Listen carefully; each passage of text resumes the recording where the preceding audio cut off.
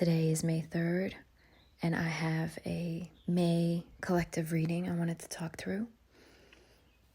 The first theme that came up that I want to talk about is this feeling that many of us are having, especially while we're here on lockdown, where we're needing to look internally and to turn inward for our own truth, our own guidance.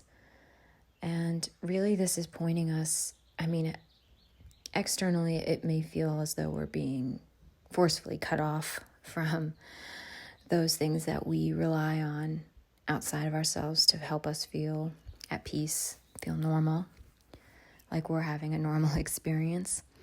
And so while it may not have been our choice to turn inward, this directive that we're all kind of feeling is actually leading us back to sovereignty.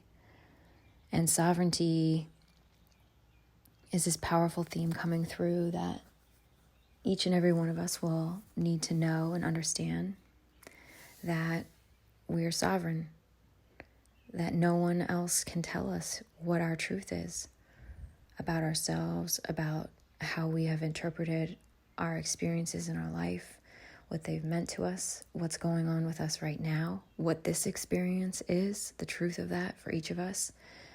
That's the theme of sovereignty coming through. Another reason for this is turning externally. What we will continue to see is the fear purging from our collective. And while it's purging, it's coming up for us to see. And so that can mean very dark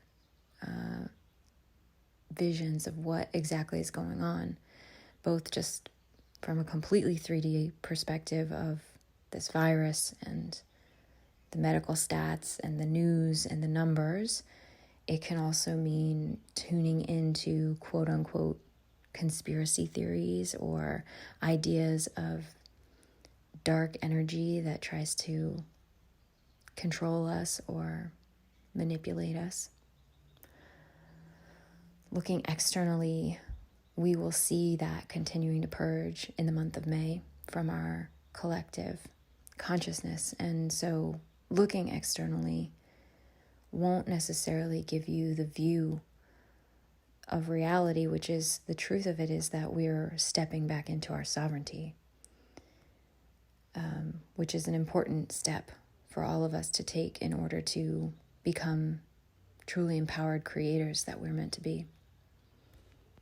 So my advice, I think, for this month of May is to continue to develop that inward connection where you really begin to understand what it feels like to connect to your own intuition, to trust your intuition, to trust your own inner knowing of what is true about a situation, and to accept the fact that with that will come this internal skirmish between the light and the dark.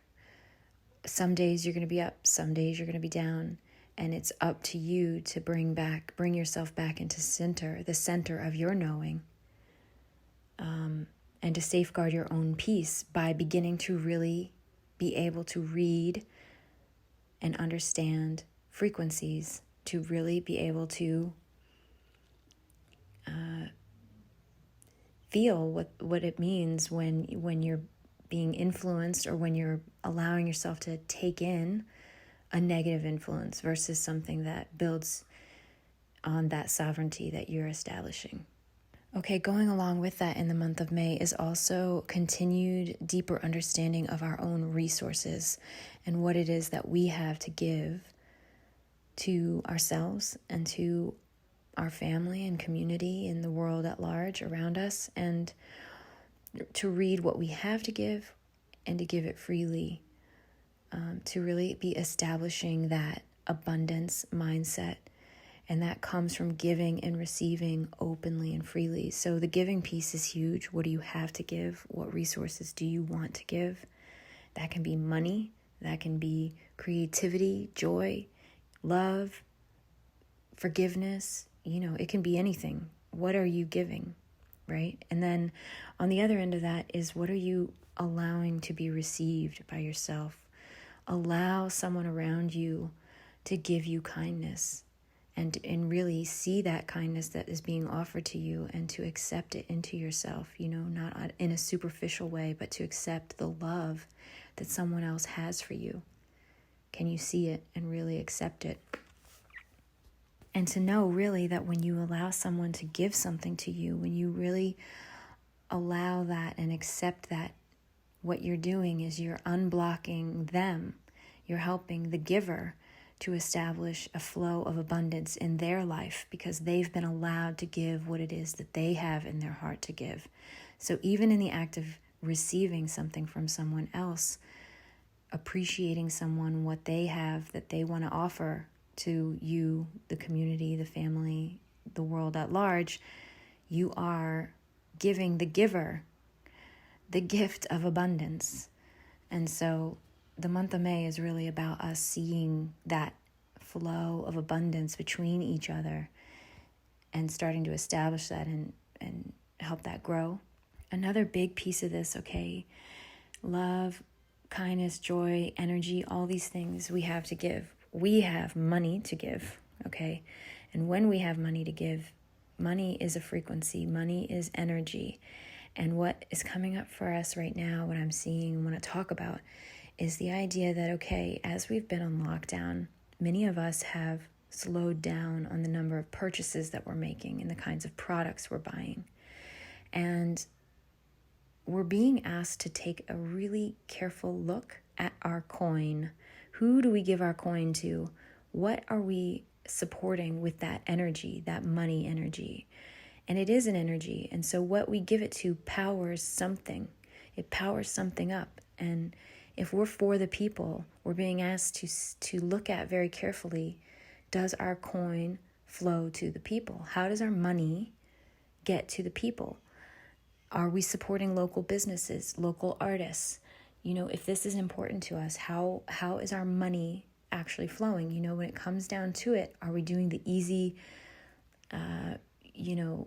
thing to just order off Amazon or order off from a big company, big corporate, global company? Or are we taking the time to think about how this purchase, this product, what's behind it in terms of the environmental impact and the people that it supports, the reality that it supports? If you don't want to live in a world where you have a corporate overlord, then how is your money supporting that desire?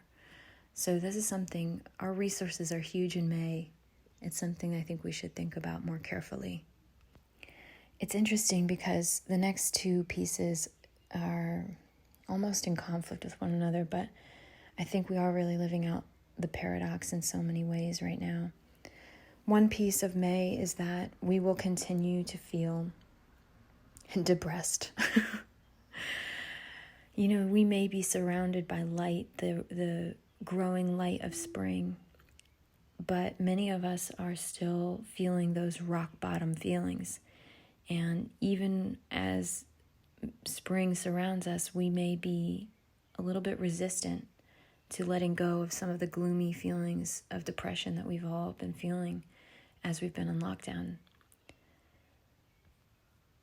So whatever level of depression you may be emerging from, I think this is a collective feeling in May, is that we're just recovering from something very real that we've been experiencing, a trauma we've been experiencing collectively in 2020. And so, we are recovering, we're coming up, spring is around us, but we're definitely going to still have some of those gloomy days in between.